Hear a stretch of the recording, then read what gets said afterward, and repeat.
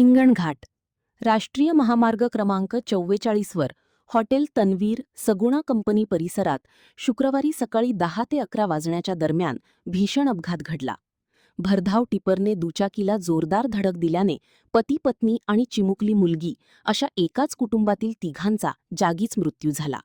या घटनेमुळे परिसरात हळहळ व्यक्त होत आहे.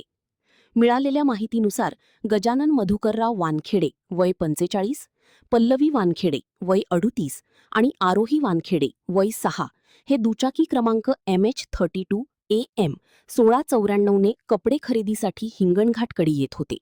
दरम्यान राष्ट्रीय महामार्गावर विरुद्ध दिशेने भरधाव येणाऱ्या टिपरने त्यांच्या दुचाकीला जोरदार धडक दिली.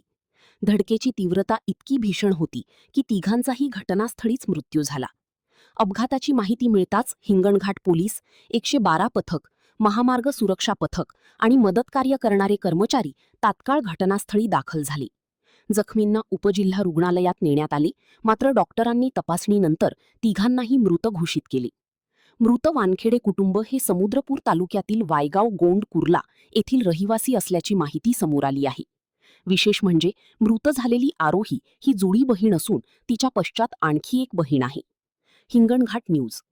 Accident news. अपघातानंतर काही काळ महामार्गावरील वाहतूक विस्कळीत झाली होती. पोलिसांनी मृतदेह शवविच्छेदनासाठी पाठविले असून संबंधित टिपर चालकाचा शोध सुरू आहे.